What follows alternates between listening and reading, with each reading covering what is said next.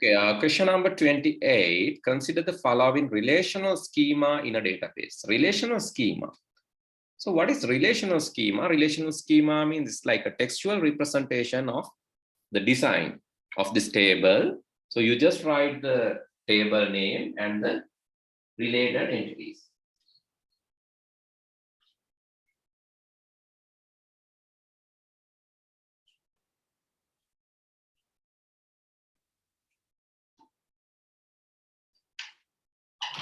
In relational schema, you write the table name and also the related attributes, sorry, not entities, related attributes.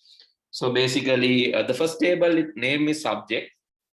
Under that, you have few attributes, subject ID, then the term ID, and then the subject description. Next, okay, that is only one table. So here, subject ID, term ID, and subject description are space, and subject is, so just asking the format. Okay, here, subject ID, term ID, subject description are attributes, and subject is the relation, right? Relation means the table, right?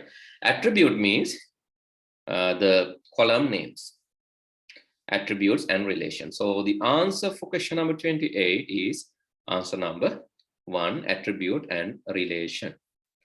Relations, attribute, no. Tuples, no, not record. Records are right, horizontal data items, so it's not tuples. Tuples and attributes. Tuples means again records, it's not records. And the next one is relations and a tuple. Relations and a tuple, no, that's other way. Okay, question number 29. 29, 30, and 31. I would like if you can answer the questions 29, 30, 31 quickly. 29, 30, and 31.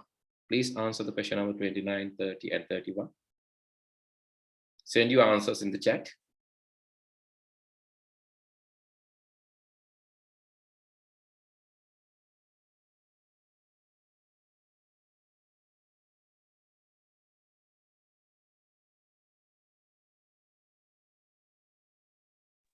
Consider the following tasks. Identify the problems in the existing system, suggesting alternative solutions, prioritizing of information system requirement. Which of the above tasks are carried out during the preliminary investigation of the system development life cycle? Okay, we have discussed about this Sdlc, system development life cycle, in the beginning of the lesson. So actually under software engineering, system development life cycle is where the system is developed by using a series of steps. The first step is identifying the problem, right? Then after identifying the problem, we do requirement analysis to find out the requirement, and to find out the best suitable solution, we do something called feasibility study. After the requirement analysis, then the feasibility study, which is finding the best possible alternative. There are alternative solutions, so you need to find out the best possible alternative. And then the system design, you have to design the system, and after that you have to really develop it by coding or system development or coding. And then after that so you have to, after coding, you have to test. So testing can be done in several steps.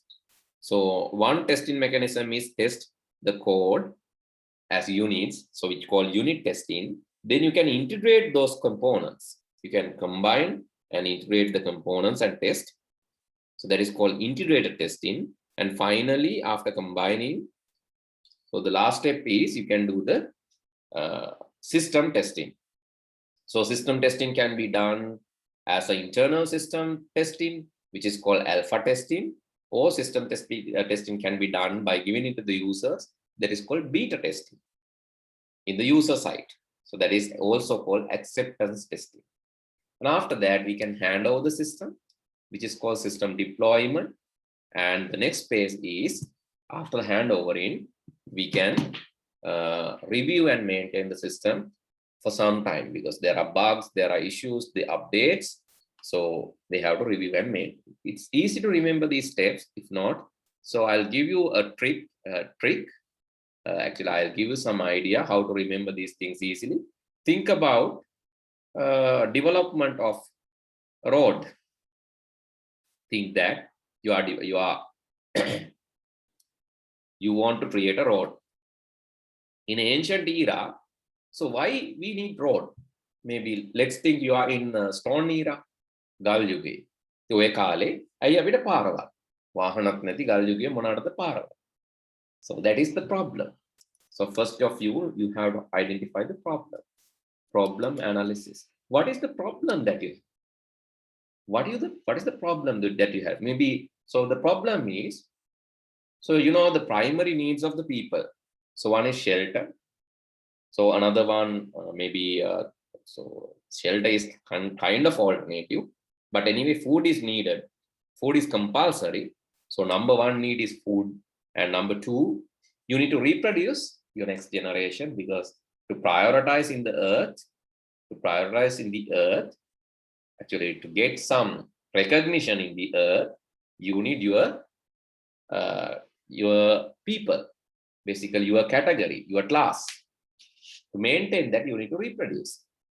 Reproduction is one thing, and then another thing is food and water, and another thing is shelter. Okay, so why you need roads then?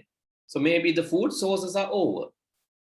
Now we කෑම හොයාගෙන යන්න ඕන. මොකද කෑම ඉවර වෙන්න පුළුවන්. තමන්ගේ වර්ගය බෝ කරනකොට වර්ගය වැඩි වෙලා කෑම ටික ඉවර වෙන්න පුළුවන්. Then we need to move from one place to another place. So you have a problem.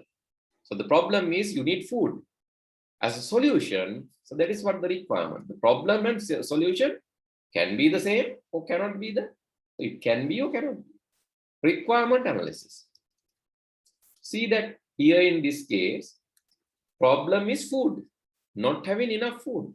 In the requirement, what is the thing that you're analyzing? Problem is not having enough food. The requirement analysis is basically trying to address that problem. Actually, in the requirement analysis, we decide, okay, think that you are in stone era. Problem එක තමයි කැම නැති එක. එතකොට ඒකට solution එකක් විදිහට හිතනවා මෙතනින් යන්න ඕන තව තැනකට. We need to move from this place to another place. So that is the requirement. Then you are searching for alternatives. That is called, actually, that is a subphase of requirement analysis. That is called feasibility study. You can write down if you don't know. This is about the Sdlc, right? What we are discussing today. We just started discussing the paper and there was a question on the Sdlc. So this we have not discussed in the previous one. That's why I'm discussing here. Okay, in Sdlc, software development lifecycle, the first phase is problem analysis. You have to find out the problem. I said about the stone era, the problem is not having enough food. So to find out the solution, the requirement, you need to create a road to move from this place to another place. Then the feasibility study. There you select the best alternative. So select the best alternative. What are the alternatives? Maybe move from one place to another place. One thing is you can fly. එක place එකකින් තව place එකට යන්න එක lazy ක්‍රමයක් පියාඹගෙන යන්න පුළුවන්. But මිනිසුන්ට පියාඹන්න පුළුවන්. Can we actually fly? Difficult. Then you can see the reptiles, how they are doing, snakes and all. So can we apply the same method? Normally not. So how these living beings in the maybe ocean or in river, how they are doing? They are basically swimming. Can we do the same? Can we do like a fish? Can you move like a fish? No, it's not. Again, it's also not a good solution. Can we fly? No. Can we ride? No, you don't have vehicles that time. So can we walk? Yes, we can walk. So likewise, you have different alternatives. Can we jump like monkeys from tree to tree? No, dangerous, because we can't jump with the elderly people. We can't jump with children.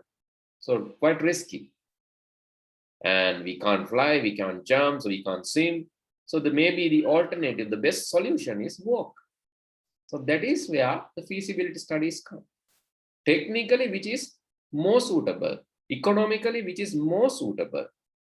And when you consider about social things, which is more suitable. And when you consider about the law of the country, which is more suitable, likewise, we have to find the more suitable solution from the alternatives. That is the second phase. And the third phase is system design. This is the place where you draw the flow charts, pseudocode, ER diagrams, DFDs, object-oriented,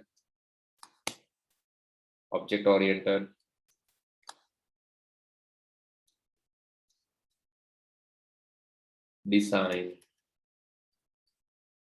maybe unified modeling language, UML diagrams. These are some diagram types. Some you are learning in your syllabus, some are not. So in system design, in the planning happens. So basically you draw various diagrams and various designs. That is coming under system design. Then the system development.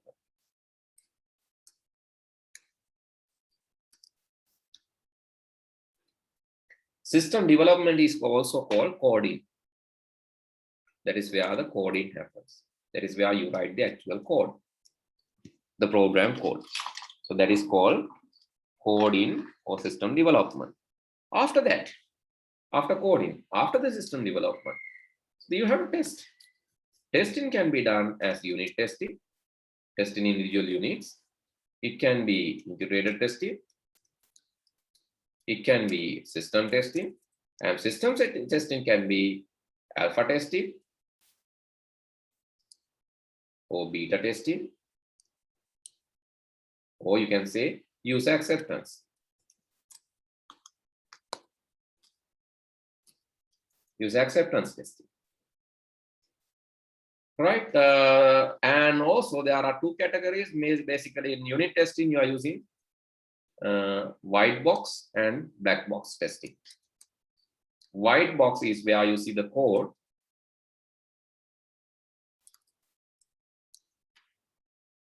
Black box is where you don't see the code, but you see about, you only consider about inputs and outputs.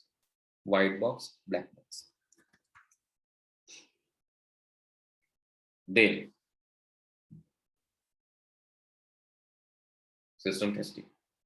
After that, after the testing, after the system testing, so the next thing is system deployment. That is handing over. It can be parallel, paste, parallel or paste handover. It can be direct implementation, direct, parallel or paste implementation, or pilot. In parallel implementation, the old system and new system running together. The paste implementation, you change pace by pace. Small part, another part, another plus. Like this highway development. First one from first highway was from Kottawa to Galle. The second place, it was extended from Galle to Mathura. The third phase extended from Mathura to Tangol. That is paste. Parallel means you use the old and new both together, the full system. Direct means you remove the old and implement the new one. Remove the old, suddenly, next day onward, the new one. Pilot means you test. You test. You just test sample. If the sample is successful, then you, so maybe in these injections, this COVID-19 injections, they have done pilot. They have injected to some people and test whether this is successful. If it is successful, you continue to inject and inject other people.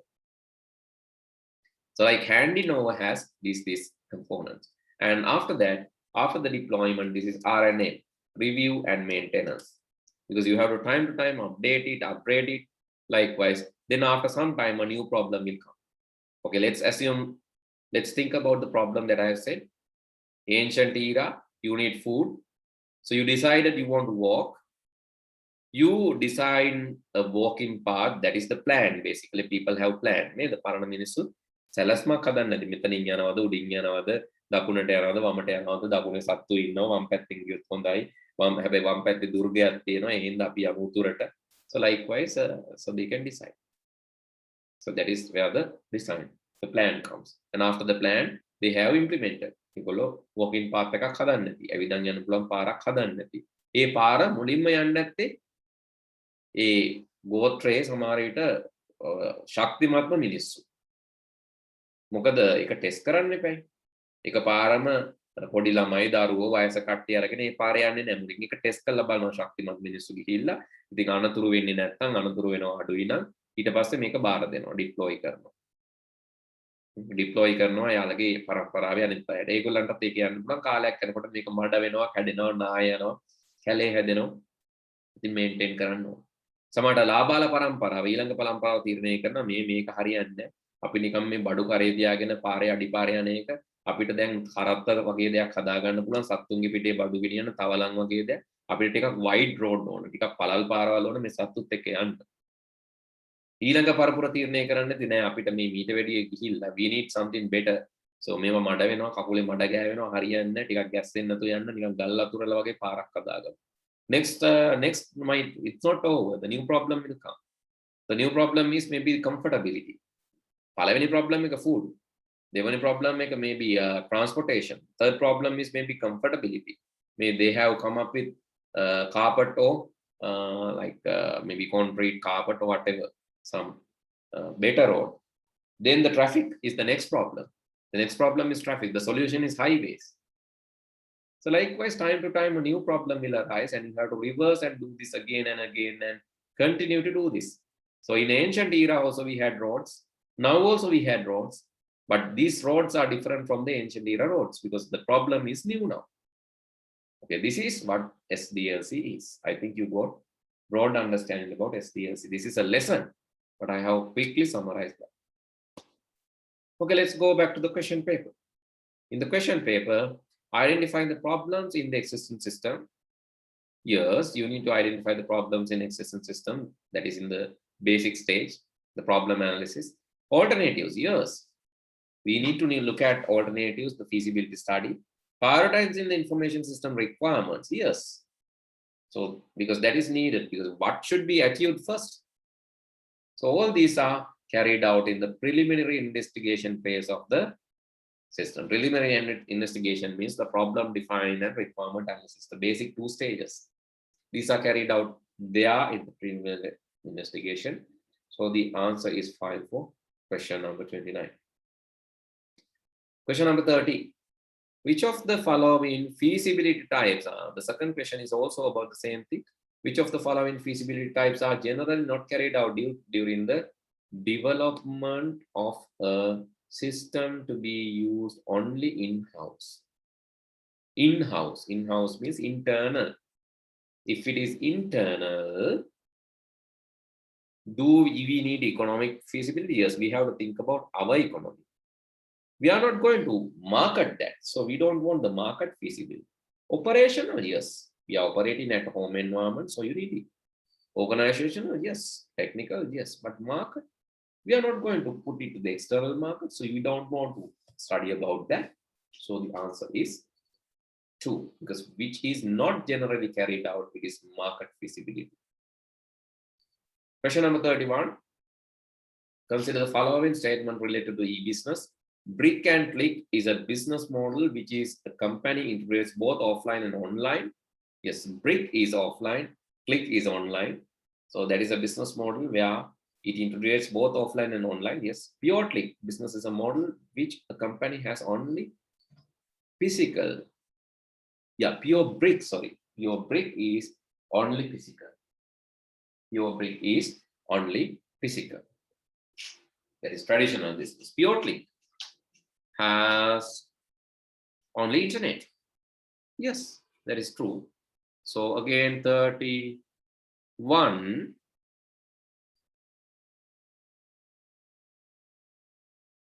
The answer is number 5. So all A, B, C are true. So answer is number 5. Okay, the answers given, the first one 29 correct, 30 correct. For 31, I think all 3 should come, right? A, not just AC. B is also pure brick is basically physical model. That is correct. So all 3 are correct. Okay, 32, 34, 32, 33, and 34. Please do this.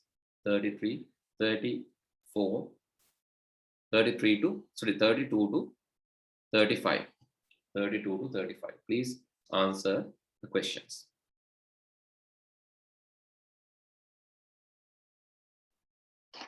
Okay, let's discuss question number 32. A smart home application. A smart home application that automates controlling lighting, temperature, entertainment systems, and appliances is an example for evolutionary computing. No. Multi-agent means it is artificial intelligence that automate controlling lighting. No, it's a sensing system basically. It's not AI, entertainment. Nature inspired, no. Nature inspired computing means I explained that if you have taken like sound computing is a nature inspired. Sound computing means like, so you know, ants are basically moving in the same path. So ant colony එකට ඔයා attack කරලා ඔයාලා විසිරවලා හැරියොත් ant colony එකක් අපි හිතමු ant colony එකක් කියන කූඹි ඉන්න තැනක් අපි පොඩ්ඩක් අරහෙට මෙහෙට ඔක අතු ගාලා දැම්මොත් ඒ කූඹි ටික ඊට පස්සේ ටික වෙලාවකින් එකම පාරේ යන්න ගන්නවා චුට්ටක් වෙලා යනවා ඉතින් කට්ටිය ක්‍රැෂ් වෙලා ඒවට අපි කියනවා nature inspired computing කියලා. ඒ algorithm පාවිච්චි කරනකොට artificial intelligence වලින්. එතකොට එකම path එක follow කරන robots ලා බාධක මගහැරලා යන robots ලා ඒ වගේ හදන ඒවා තමයි nature inspired computing කියලා. Software agents actually are again AI. Ubiquitous computing. Yes. So that is ubiquitous computing.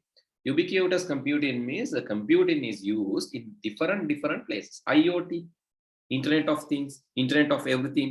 Basically, that is coming under ubiquitous computing because computing is used everywhere. So you can mention that as ubiquitous computing.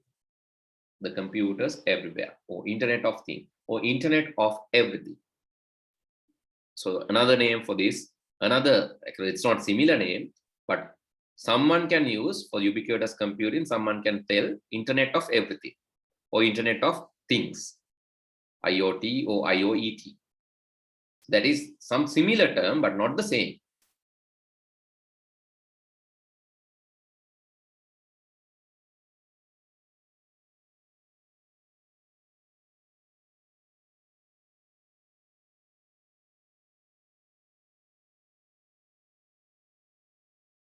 Okay, the next one. Consider the following statements regarding the artificial intelligence. Consider the following statements regarding artificial intelligence. Krutima buddhi, artificial intelligence. Artificial intelligence systems can be used in email spam filters. Yes, it can be used anywhere. Email spam filters is also okay. To detect emails. What are the spams? Spams means unsolicited emails. Uninvited, unwanted emails. So those are called unsolicited, uninvited, unwanted emails. So to filter that, you can use AI. Artificial intelligence systems are capable of analyzing uncertain information. Uncertain information. Yes. That intelligence means you need to take decisions, no? So if your information is for sure, then you can use like, if you have like information which are clear, then you can use general system to give the decision. But AI is really used when you need to think about that. So when there's an uncertainty, AI is very good application. AI can be used to give a solution. An artificial intelligence system is a system for capturing, storing, processing, displaying data related to the position of Earth's surface. An artificial intelligence system is a system. No. It's not just about that. Artificial intelligence system is basically it's trying to imitate human behaviors, basically the decision making. It's trying to imitate the human brain. So that is artificial intelligence. Right? It's trying to mimic, or it's trying to represent, or it's trying to simulate the actions of human neurons and human brain. That is not about Earth's surface mission, not just about that. Okay, A, B are clearly correct answers. So I can give answer number 2 as the correct answer for question number 33. Right? It's not just Earth savers because they're telling an artificial intelligence system is a system. Is a system for capturing, storing, processing, displaying data related to the positions of Earth's surface. That is not a successful answer. It's a partial and it's unclear too. That's why I'm selecting number 2. Okay, consider the following statement regarding the programming languages and programming translation. A compiler translate program one statement at a time? No, that is interpreter. Actually, why we need the translator? Because we used to write programs in high-level language. We used to write programs in high-level languages. That is something like this. We used to write programs like this. We can write print hello. Print hello is understandable by you and me. We can understand what is this. It's printing hello. But computers cannot understand this.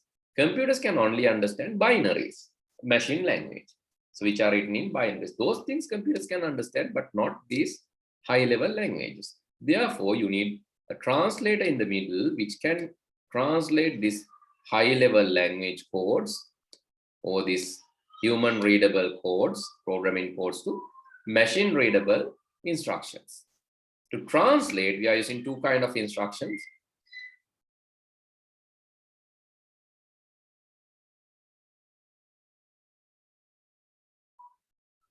To translate, we are using two kinds of translators. So one is compiler. Compiler translate all at once, and interpreter translate line by line. Compiler all at once. Please write down if you don't know. All at once. And interpreter is translating line by line or statement by statement. So that is the translation of interpreter. Right, which is faster? Obviously compiler, because it's translating all at once. But interpreter is much slower because it's translating line by line. Okay, so that is the nature. And assembler is not to translate high-level program, but there are like intermediate programs like add register 1, and number 13 or memory address 13. Likewise, there was intermediate language called assembly language. To translate this intermediate assembly language to machine language, assembler was used. To translate this intermediate assembly language to machine language, the translator called assembler. Intermediate machine language translate කරන්න intermediate මේකට අපි කියන assembly language. Assembly language එක තමයි high level languages වලට නෙවෙයි. Assembly translate කරන්න තමයි assembler එකක්. Okay, a compiler translate program statement at a time, no, all at once. And assembler convert program in assembly language to machine code, true, exactly. And interpreter scans entire program and translate it all into machine code. No, interpreter translate line by line. So only B is true. 34, number 2 is the answer. Only B, because other two are given other way. Compiler translate all at once. Interpreter translates line by line.